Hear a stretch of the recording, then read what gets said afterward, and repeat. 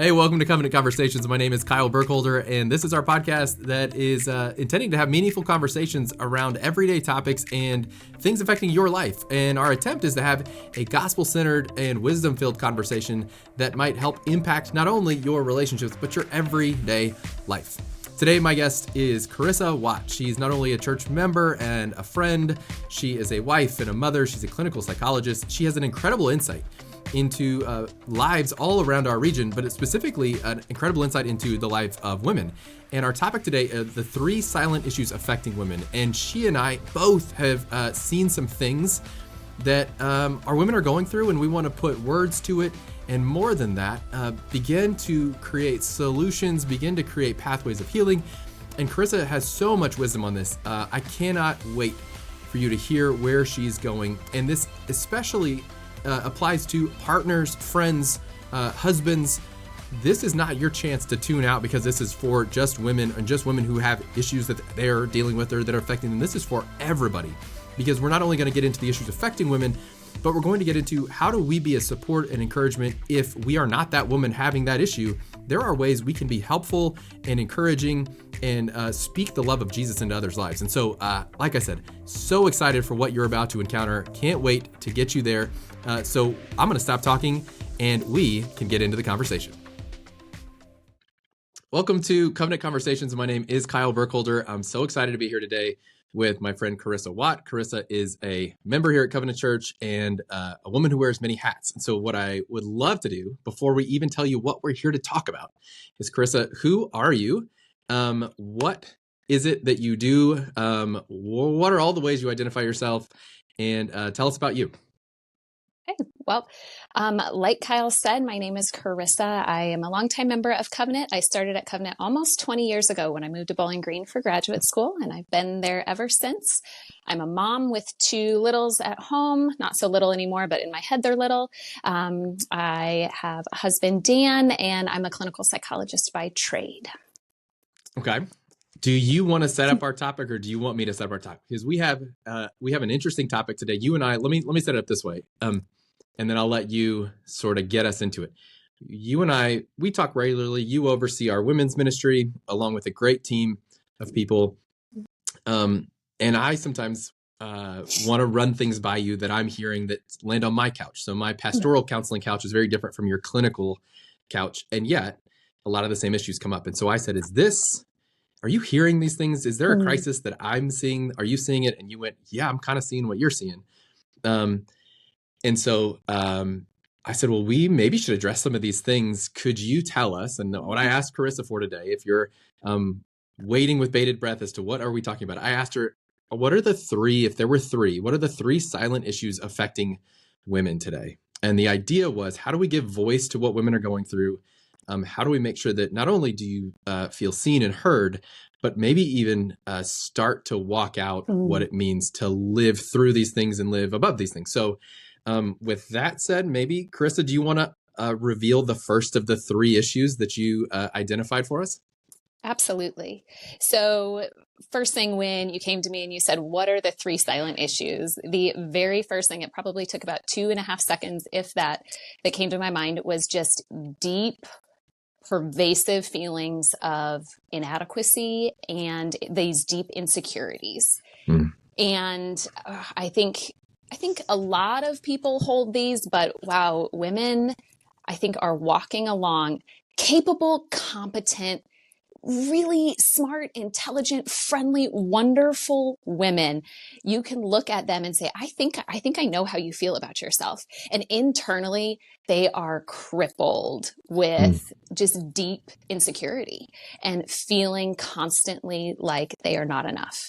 And so when I talk to friends, when I talk to women at the church, when I talk to women sitting in the chair across from me in the therapy room, I hear constantly, I'm not enough.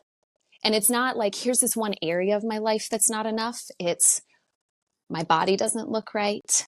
I'm not attractive enough. I'm not a good enough wife. I'm not a good enough parent. I don't keep my home well. My job, I don't have enough to put into my job. I'm just kind of skating by. Oh, here's this struggle that I have. Nobody else has this struggle but me, except most people have that probably same struggle. Right. But see how that makes me inadequate because nobody else is struggling. Spirituality. Well, I don't have quiet time every day. My faith isn't deep enough. Look at this person. Look at how deep and rich their faith is. I don't have that, right? I'm not healthy enough. My diet isn't right. I'm not exercising right. Look at all these supplements I'm supposed to be taking. I don't do that. I don't enjoy everything that my kids do all day long. What kind of human being am I? And like, I wonder if even as I give some of these examples, if some of the women listening, they're like, oh, you know what? I had like 8 of those, but now that you said 4 of them, I also feel inadequate there too. Thanks, Carissa. I didn't even think about that, but now you brought that up. I still feel inadequate there. So it's almost like to start the day, is there an hour? Is there a 20-minute time where that sense of inadequacy like doesn't get triggered in some little way? And sometimes we just blaze right past it and just move on. And other times internally, we feel really crippled by it. Do you, acknowledging that feels like everything. I mean, it feels like there is not an area of life that isn't touched by this. And so I think really interesting to your point, if there were 20, I mean, there's 1,000, but if there was 20, every woman's got some of them. Yes. And even as you're talking, people are like, oh yeah, I guess I could add a few. Is there do you find a common source? Is it, I mean, it's obviously more complicated than that because everybody's story is their own, but is there something that's a common thread through all of them that you see? That's a great question. I think, I think it's kind of the easy answer, but I think culture runs through a lot where there has been, the expectation, I think, placed on women. It has shifted over the past 50 years and what it means to be a woman and what it means to kind of be a woman and do that well has shifted. And I think we have taken on a lot of extra because we're women, we're tough. We can do what men can do and we can be everything to everybody. So I want to be a worker and I want to be a mom and I want to be a spouse and I want to be a friend. And the expectation is that I do everything so well. And the feeling is that I don't do much of anything very well because culture sets the standard for what it looks like to do everything well, which is typically an impossible standard anyways. And so you get your little snippets on social media of a perfect house and, oh, my kid had this explosion and look at how I dealt with it. And you're like, oh, I just maybe yelled at them and I guess I'm not allowed to do that. Or, here's this perfect marriage. And you're like, well, I'm struggling in our marriage. And I think the other maybe thread too is that I see women carrying a lot of responsibility for other people. So if my kids are struggling, then that's on me. I'm doing something wrong. If my husband is struggling, then that's on me because maybe I'm not being the wife that I'm supposed to be. If my parents are struggling, if my siblings are struggling, if my friends are struggling, well, what am I supposed to do to help them? And somehow we maybe carry the struggles of other people on our shoulders, which then just adds to that insecurity and inadequacy because we can't control all of those problems. But we kind of have that desire, that kind of to be that helper desire that I think is ingrained in us as women. And God kind of calls us to be that helper and to be that helpmate and to partner along. And I think sometimes we maybe just carry too much in that role. Yeah. Wow. Okay. So that's super. I've always said like women tend to carry more from my seat as a man and being somebody who's pretty critical of modern men, especially modern men in the church, largely being less responsible than we should be, being less fulfilling our role less than we should be. I would just say, women, if you're listening, we're trying to address that on the men's side, that we got to do better because part of your problem is our problem that we're foisting upon you, or you're picking up the weight that we are not carrying because you are hardwired on some level to nurture in that you are birthing babies and therefore hardwired to know how to nurture babies, whereas men are just kind of fumbling around in the middle of the night trying to figure it out. But the weight of all those things is super interesting. And you said then comparing is an additional problem, the comparison trap that we've been in. And I want to run something by you. I didn't prepare you for this, but let's just see. I've actually, I think we might be entering the post-comparison world where for the first decade of social media, everybody's comparing their life to somebody else's highlight reel. Now we're all cynical. Yep. I know that's not their actual life. I'm still jealous of it, but it's not their real life. Yeah. And I think but we're still posting our own aspirational highlight reel too. And something I ran across not too long ago has just it blew me up. That we're now trying to live up to our best 1%. I'm no longer trying to compare myself to someone else. I'm trying to show that I can be my best 1%, and lacking my best 1% all the time, I begin to feel like a fraud.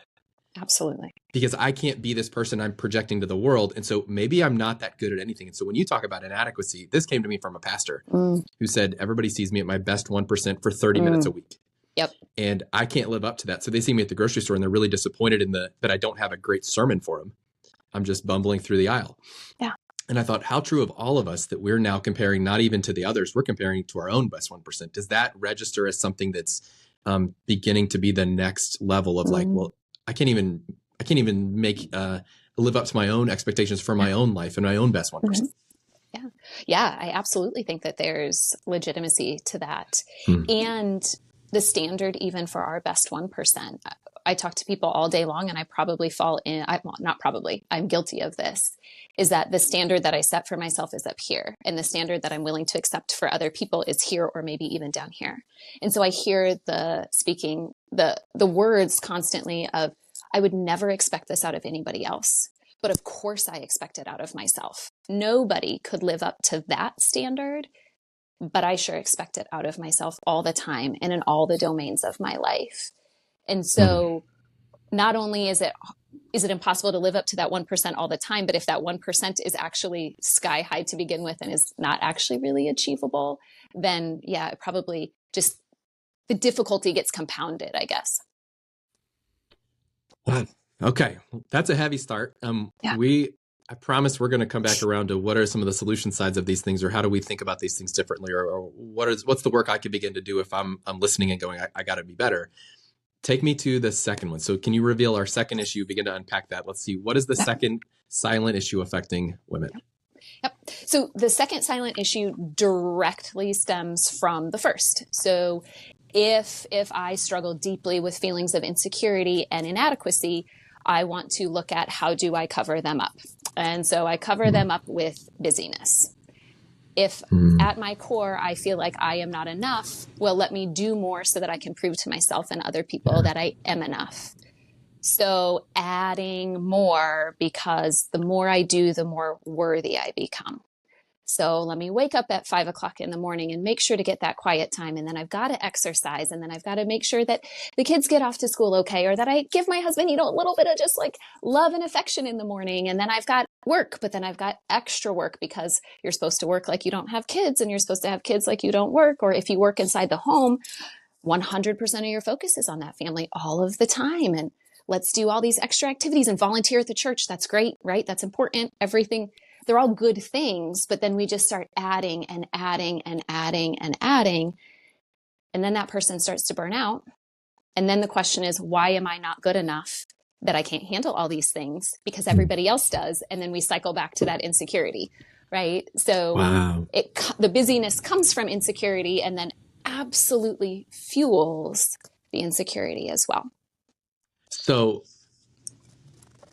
the vicious cycle takes hold. And the dumb answer, so this is me projecting my own, like, let me help fix it. The dumb answer is, it's just a matter of priorities, or it's just a matter of editing, or it's just a matter of, and I'm sure these sit on your couch all day long of people going, if I could just X, then I would fix the whole thing. What are some of the solutions people think will work that don't work for this doom loop that they're in? Yes. If I could just not sleep, it would all be fine. It's like the first strategy. Teach me how to operate on 5 hours of sleep, because then I can do it all. And my first answer is no. And my second and third answer is also no. Right? So teach me how to not sleep. Give me more energy. Right? Tell me how I can have more energy. Right? Again, that doesn't exist. Give me more capacity. Stress, teach me stress management skills, right? You're a psychologist, just teach me how to manage stress. And then that's when we have the discussion of, right, stress is an imbalance of demands and resources. So if you're saying that what is being demanded of you exceeds your resources, I can't teach you to cope with that. That's this internal gift from God that says you're out of balance and you're out of whack. And so people are like, well, just let me ignore the fact that I'm out of whack. I can do it. And it doesn't work. What are the long-term consequences if I'm gonna buy into one of those? I mean, those are really lies, right? Those are lies that are going to actually get us deeper into the cycle. Absolutely. But if I can buy that if I just get through the next year sleeping 4 hours a night, then we'll get there. And that's always a lie, because there'll always be some other thing. So what are the consequences of believing those lies and living into, if I can just white knuckle through this season or through this year or through my marriage or through the rest of my life, what's the eventual downside? What's the eventual consequence? What does burnout look like in a real sense? So maybe some women, because the way I'm thinking about it is maybe there are women listening, and men, if you have not already checked out, keep listening, because this is a blessing for you to be able to support the women in your life through this.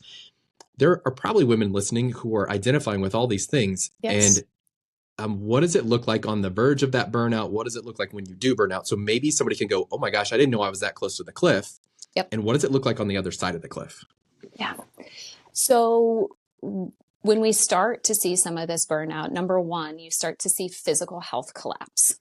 So and a lot of times it's these non-specific physical health complaints, and you go in, you're like, my lab work is fine. I don't feel well. What's going on?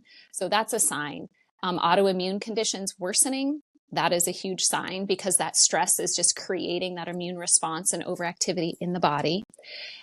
We start to see like mental health disorders going up. So depression, anxiety. I would argue that they're situational, right? This is not like some chemical imbalance in your system, but those are signals that say, this is a huge problem. Do something different, please. And then another huge sign is like emotional numbing and emotional disconnection, because that's kind of our last protective resort. Is I just check out and I go on autopilot. So starting to not care about anything, starting to not be able to feel or feel connected. Like you can't enjoy your family. You don't enjoy your work. It's just, I'm just going through the motions. Like you're pretty close to collapse at that point. Okay. So that's wild. I've been, I don't want to give away anybody's laundry, but there's been enough that it's absolutely anonymous. There's probably in our little circle, we don't have a giant church. I've got a dozen people in my head right now that are experiencing some of those autoimmune issues. It's the random inflammation. It's like a lot of inflammation. Where's that coming from? And all of that, to your point, is there's your physical sign. Relationally, I wanted to ask, I'm sure it goes both ways, but let me ask, because what I observe is that if women are married, some aren't, and they're listening and they got a different track here, but if women are married, sometimes they can no longer keep up the relational, because it's the emotional burden of relationship. Sometimes they're pulling away from a spouse. Often they're sticking with the spouse, but all of a sudden they realize they don't have any friends. Yeah. And they don't have friends because they've had to pull away from them because they don't have the bandwidth for all that. Does it go both ways? Do you see kind of that teeter-totter of how come I can't have X? It's because you don't have the bandwidth? Okay. You bet. And when people are saying, hey, do you want to do this thing? And if the first reaction is, oh, I think of Nate Bargatze, which I love. He talks about kind of when you're in your 20s and your 30s and you get invited out and then you hit 40. And his response to being invited out is, I'm offended you'd even ask me. Right? And we all look around each other and just kind of giggle. But if that's that reaction to people making emotional bids to you, whether it's family members, friends, spouse, children, if you have children, right? If people are making these emotional bids to you and your first response is, one more person, and kind of that almost that push away response, like don't take anything else, then you're at that edge. You've had too much, right? Because you're trying to protect yourself from everything being too much, right? Okay. So we've got the inadequacy trap and the busyness solution that actually is just a deeper form of the spiral and the trap. And there is a way out of that. There are some ways to start inching our way back to where God would want us. But what's the third, before we get to that, what's the third issue that is silently affecting women around us? Okay. And the third issue is going to stem directly from those first two. They're all connected, of course, but it's loneliness. Yeah. And that it's not that we're not around people, but it's that sense of I am not known, and I am not known in a deep, intimate, vulnerable way because I'm hiding my insecurity from you. I'm covering it up with busyness. I'm afraid to be vulnerable and show you the unpleasant parts of myself or the parts that I don't like. So I hide. And so even when I'm with you, I don't have that deep emotional connection. Maybe I'm with you to serve and to support you, which is a beautiful thing, right?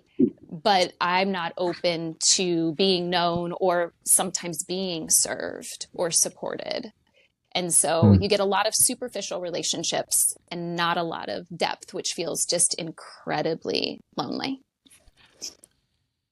I have a question, and I would love your opinion, because as you're saying this, when you speak of serving, it's a simple relational, it's a transaction of sorts. It's a simple relational interaction. Do you find that as the cliff of loneliness, Yep. do you find that the depth of relationship starts to thin out and everything is growing into more of those simple transactional blips, and the complexity falls out the bottom because is that because I don't have the space for it? Is it because I don't have the confidence for it? Is it all of it wrapped into one? But is that a good indicator if you're looking at all your relationships going, yeah, you know what? I don't go deep with anyone ever. I don't have all that much complexity. Is that the indication that maybe this is me? Yeah. Yeah, I would say so. I think it's all wrapped up. Yeah. And if I can't go deep because I'm afraid of being vulnerable, or I can't go deep because I don't have the time because I've got 5 other things on my schedule and I fit you in, but we have time for an 11-minute conversation and you just started talking in the 12th minute about something that's painful. And now I'm annoyed because now you're taking away my time for the next thing. So as opposed to this beautiful connection, again, there's not time or space or energy or capacity. So you lose that. Wow. Of the 3 things, then, if we're talking the inadequacy kind of trap, the busyness trap, or what we start seeing as loneliness, and the loneliness epidemic we hear about or read about in the news, it's something you and I are seeing every day. Is there one of those that you find is easier for people to recognize? Like, are people coming in and is one more blinded? And it's like, it takes a lot for someone to recognize that they're projecting this inadequacy on the world. Is there one of those that's easiest to recognize? So if I'm listening and I'm going, it all feels vaguely like me, but I don't know. Which one are we more likely to admit to, and which ones are maybe a little bit harder to get to the root of? That's a good question. I mean, I think not for maybe a good reason, but I think I would lean towards loneliness potentially being the first one, where if you've got kind of that fear of missing out, if you're looking at relationships and saying, I wish I was a part of that, I think that because women are so relational by nature, I think that might be the first one, because I think we can lie to ourselves more about the other two. I don't struggle with feelings of inadequacy. I just suck. That's true. I mean, I hear people tell me that all the time. I'm terrible, Carissa. It's not inadequacy. It's truth. I am a problem, right? And the busyness, we lie to ourselves all the time. I have to do everything. I know you're saying it's too much, but I literally cannot take one thing off. Right. And so I think we tell ourselves that those are reality. And so the lie goes a little bit deeper, where loneliness, you kind of just sit with, no, we can feel, I think that I feel fundamentally lonely and unknown, and it's harder to kid ourselves about it, maybe. This is so good. So before we started recording, I'm going to, behind the curtain, you were telling me you were kind of in denial that you maybe we're carrying the flu around, right? Like, no, I can do this. I'm fine. That's exactly what that sounded like. Whereas I can be in denial about the first two, but loneliness outs me as like, wait a minute. And loneliness is the presenting symptom that tells me I have these other two, maybe I should look into these other two things. Maybe go get tested for busyness. Maybe you'll get tested for inadequacy, because loneliness is telling you something about your general world and makeup. Would you say that may be a helpful thing? Yeah. Okay. You tell me. I want to go to two different places from here. So we have these three things. They're no longer silent. That was the goal here. They're out there. Everybody's dealing with this. You are not alone. Do we want to first talk about for women? What is the way forward? What are some simple resources, solutions, ideas, or do you want to first go to for the women in your life? Here's how you can help, because whether it's men that are in their life or friends that see this in their friend, whoever it is, that always feels like a dicey one to me. Like, because now we're like, how do I help this person? And it's like, well, you can love them, but good luck. Where do you want to go next? Because let's take either of those two. Let's make sure we get them both. But which one makes more sense here? Let's go for the women first, because I think that might create more of a framework for the supportive people too, to say, here are some of the things that you're doing and here's how it's actually helping maybe this process. Awesome. Let's do it. So, okay. How do we take a step forward? I'm identifying with all the things you've talked about, and what in the world do I do? How do I start digging out of this hole? Okay. First and foremost, we get nowhere if we don't start with the fundamental understanding that God loves you. And when you, at least it helps me. So I'll go from just me, not for everybody else. But if I come at it where in the belief that God designed me exactly as he wanted me to be, and he loves me deeply as I am, it's hard to feel as inadequate as I would feel before that, right? I have children. I love my children. If they came to me and just gave me the list of things that maybe I would have running through my own head about myself, I would be heartbroken to hear that, because I love them. They're beautiful. They are lovely. Do they have struggles? Sure. Does that make me love them any less? Absolutely not. So kind of coming in really with that frame of reference that we are God's creation and we were created in an intentional way. We're not an accident. And he knows our flaws and he loves us. I think that we have to be grounded in that all the time.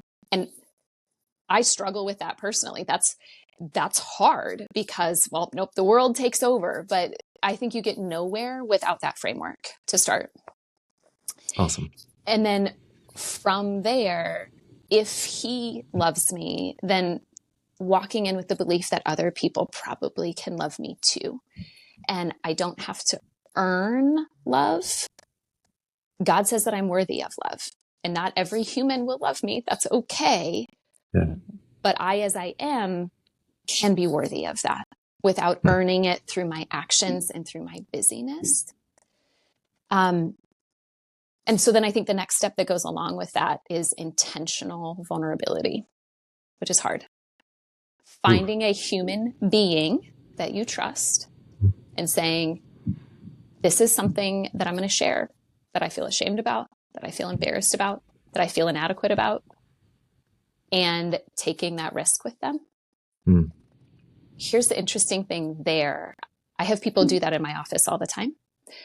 We work hard to do that in my office, and never once have I heard one thing that made me want to reject somebody. Usually when I hear that, this is the thing that's going to make you reject me. This is the thing that's going to make you despise me. This is the thing that's going to make you disgusted with me, Carissa. They end up being these things that make me feel connected to them, and to make me appreciate them and see them as courageous and brave and sometimes wounded, right? I see their pain, but what it does is it actually draws out care and compassion, not rejection. And when we see that, when we can expose a vulnerability and have that be met with care and compassion, it kind of changes things. Yeah. Because it breaks that rule that we have inside our head that says, I am worthless and everybody will reject me if they know, right? If they just know how bad I am, if they just know how inadequate I am, they won't care about me anymore. And when somebody does, what argument does your brain have? It goes away, right? I did show them that and they did love me. Now, the caveat with that is don't tell everybody, Yeah. Trusted people who do care about you, that's where we build that intimacy. And then again, that helps to take care of those feelings of loneliness because now we're connected, right? Right. Yeah. Is there, so if I'm trying to climb the ladder of earning love, Yeah. and I never feel like I'm going to get there. And what you seem to be saying is I need to open up the floodgates to learning how to receive love. How do I, if I'm listening to this and I'm like, look, I want that to be true. I don't know if I've ever was taught that. Maybe you grew up an achiever. Maybe you grew up in a household where it's black and white and everything is like A's is acceptable and a B plus is not. Right. How do I learn how to receive love for who I am as opposed to what I do? Because that seems to be a big hurdle for a lot of people. Uh-huh. Well, number one, we have to throw away the lie that is that we can earn love. Yeah. Period. End stop. That is a lie. If you are earning it, all you are telling your brain is that the only reason I got love was because I worked for it. And if I want more love, I have to work harder and I have to work harder and I have to work harder. You never actually feel love because they love what I did. They don't love me. So that idea that I can earn love is fundamentally flawed at the beginning. So we kind of have to throw out that idea because the A is never enough. Well, why didn't you get an A plus? Well, you only got 2 A pluses. Why didn't you get 5? Right? It doesn't work. And then I think, this is kind of probably going to feel risky for some people, but you maybe actually have to practice asking people to serve you, because that's the opposite, right? So I want to be busy and I want to do the things and I want to serve and I want to be that person, and to sit in a place saying, I need help. Will you help me? 1, huge vulnerability. 2, huge feelings of insecurity show up. 3, it directly confronts that idea of earning love. Because then people are showing up and saying, I love you and I'm serving you and I'm supporting you, which is going to feel really uncomfortable. But also, again, what argument do you have then that you have to earn it when it's just freely given and it's on offer, right? That's so hard and so beautiful. And it reminds me, and I never have thought of this before. I've never seen this. And receiving love, you and I both in different ways serve as care providers of a sense, right? People will come and you want to care for them. And it's a great defense mechanism. It's a great way that I never have to be known because I'm just here to help. We're not here to talk about me. Let's talk about you. And I think of the life of Christ, the ultimate care provider. And maybe some of the more radical things he did was allowing himself to be served. So when the woman begins to wash his feet, I just go, I get goosebumps thinking about it, going, this is him practicing the willingness to receive love, be incredibly vulnerable, allow for her outpouring to be for me in this moment, but for all of anybody who's ever going to follow his life and follow his ways, to go, this is a picture of what it looks like to receive love, and to not be so proud so as to only be the care provider, because that's a great cover that's going to keep me in that doom loop. Absolutely. Oh, wow. Absolutely. Okay. Yeah. Well, and full transparency. I am super comfortable in this chair. I'm sitting in my office, so I'm looking at my therapy chairs across the way. I am super comfortable in this chair. I love the process of serving people and knowing people and supporting people. I love it. And if it switches, like you and I have met in your office, we've had different conversations, over the years. And the first thing I do when I sit down is I'm like, this is a weird chair to be in. Hold on a minute. It's wildly uncomfortable to take that position of, being supported and having that vulnerability. It's a strange feeling when you're used to that other position. Can you tell me what it sounds like if I'm listening to you and I go, okay, I got to do what she said to do. I got to call a friend that I trust. What am I even asking? What does it even sound like to say, I'm calling friend XYZ and I just want someone I can pour my life out to or confess this? How do I even have that? Because that's the first hurdle. Is like, I don't even know what I would say to somebody if I wanted them to help me begin to learn how to receive their support and love. Well, what does that conversation look like? That's a great question. Because I think it can look 100 different ways. And I almost don't want to give a script because I don't want to overcomplicate it. Yeah. I think it could actually be as simple as, hey, friend, I'm struggling. Yeah. Or it could be, I mean, it could be complex, but I actually think it should just be really, really simple. The first thought because we don't need it to be fancy. We're not performative, right? Again, we're not covering up that inadequacy and making it sound really, really lovely. But hey, you know what? There's something on my heart and I haven't told anybody before. I wonder if I could tell you, right? It could be something like that. Or, hey, finances are really tight and this is super embarrassing, but I'm having this struggle. What do you think I should do? Where should I go? Who should I talk to? Yeah, it can be. Yeah, that's big. Yeah. Because like you said, we want to perform in that, and then I want to get that right so that they don't think less of me when I call. And so even the idea of being able to say, I'm struggling, do you have some time to listen in any time in the near future, whether you come over on the phone right now, and it'll go from there. But even just that, what's that starter phrase? It's like, it's okay to just call and say, I'm struggling. Would you be willing to hear me out for a minute? Yep. That's or great. Even, I'm struggling. I just want you to know I'm struggling. I feel really uncomfortable with the idea of going deeper than that, but can I just tell you that I'm struggling and can you pray for me? Right. And maybe that's all that you can tolerate right now. And that's the door. Right. But even that statement is something and can be really powerful. Yeah.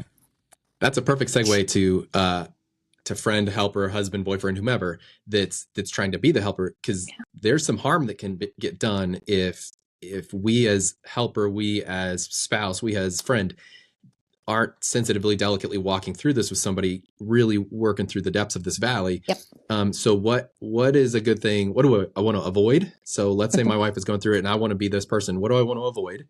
And then what are some helpful ways I can be an encouragement? Yep. So I think the biggest trap to avoid is if somebody starts to open up and they're trying to be vulnerable, to meet them with, what do you mean you're great? Like, I think you're great. What do you mean that you feel inadequate? What do you mean that you feel like you're not enough? What do you mean that you're doing too many things? You handle it all so well, right? And so I think that's how we address like our discomfort when people come to us and they're sharing that they're struggling, is we want to just fix it right away. And that fix, I think, becomes dismissal. And then it kind of fuels that belief of, oh gosh, I really have them fooled. They don't know how inadequate I am.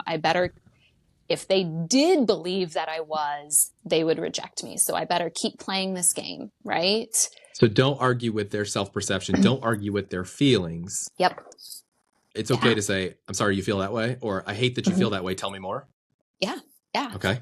I see that you're struggling. Or even just that statement of, wow, you feel like you're really inadequate in this area. Wow. And then the best word that you can say after that is and. Please never say but, right? Because the purpose of but is to kind of erase what you just validated and to say, I see you feel that way, but this is reality. And that person is saying, no, this is my reality. This is my struggle. I see how powerful those feelings of inadequacy are for you. And I love you deeply, right? So now we have both existing at the same time. Yes, you feel inadequate, and I love you, right? And that actually gives us a place to move forward, because now that person says, you see me and you love me. And now I have a little bit more freedom to maybe ask for what I need from you because you do see me, right? Yeah.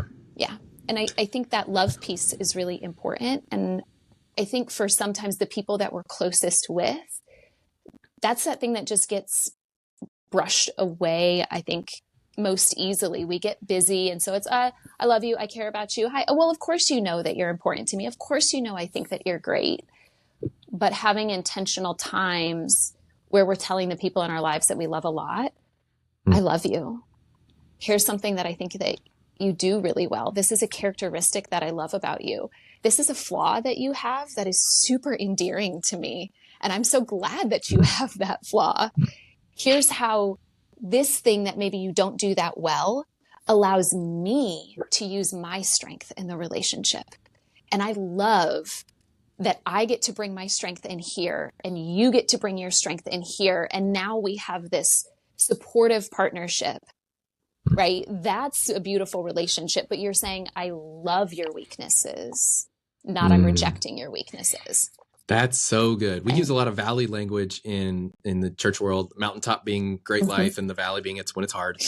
And what you're saying is something really profound, which is be careful not to try to deny that someone else is in a valley, because nothing is more isolating or creates even more loneliness than refuting the fact that someone says, I'm in the valley, and you go, no, you're not, you're great. And what Jesus would say is join them in the valley, walk with them in the valley, grieve with them in the valley, whatever it takes to walk through that. And so our language, our responses are, no, you're the best, and that's silly, and that's negative self-talk, and you'll get through it. Yeah. That stuff actually works to diminish their current spot, and it further isolates them, as to your point, which is the last thing that a follower of Christ should be aiming to do, which is stay up on that mountaintop and shout from them going, you're up here, whether you like it or not. And they're not, and they know they're not. So we got to get down there into the valley with them and walk it out. That's powerful, and that's really beautiful. Yeah. You bet. Yeah. Wow.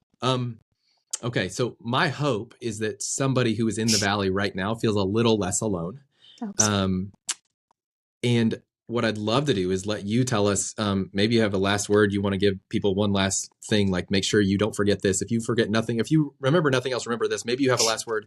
And then how do we, whether there's resources you would point to, a way to connect you personally, if somebody is looking for ways to get connected to professional help, what does it look like to get, to take the next step? And what does it look like to get connected to you? So last word, and then how do we connect? Okay. So I think so hard. My brain hates boiling things down into small little kind of sentences. So bear with me for just a second. I can take a small sentence and make it into like 8 paragraphs, far easier than I can boil things down. My wife says I have that problem too. Yeah. It's a skill though, Carissa. It's a skill. Oh my. Yes. So I think the most important thing, as last word is, regardless of how you are feeling, regardless of what you think you need to do to be lovable, you already are. You always have been, regardless of your circumstances, regardless of what has happened to you, what hasn't happened to you, what you've done well, what you haven't. You have always been fully and completely and deeply loved. Yeah. And I think that's the foundation for everything else. So that would be my last word. Into the question about connections, as a women's ministry team at the church, we would love to hear from women. You can come up to me any point that you see me at church. We also have the email women@bgcovenant.org, I believe. It's just women, whatever comes before the second part.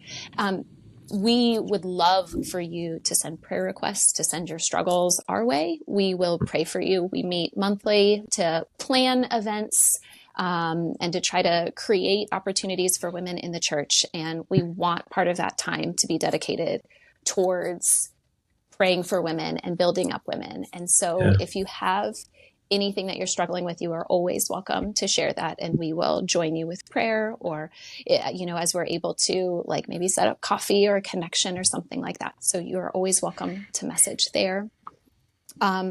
If you feel like, hey, these struggles are part of your experience, but you also have even more. And it seems like these tips are not enough. I constantly recommend counseling therapy to people. That's what I do for a living.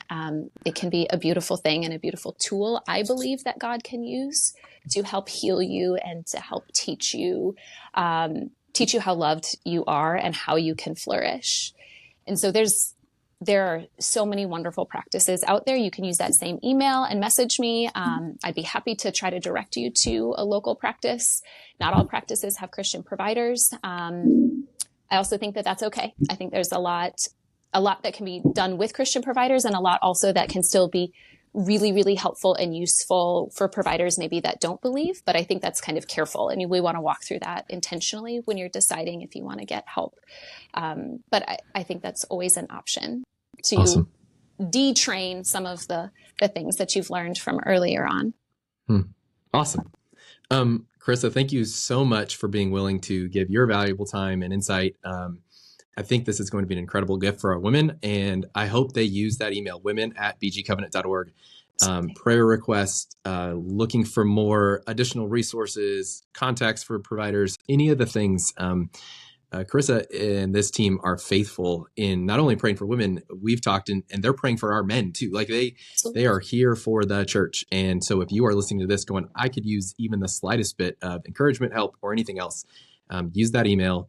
And I look forward to many more conversations to come with Carissa on all the things affecting our women and all the ways that God sees you as valuable, precious, and worthy of all things. So thanks for listening. Thank you for being part of this conversation with us. And my hope is that as you go out and get back into the real world, that you would carry this conversation on. And we will be back with you next time. Have a great day.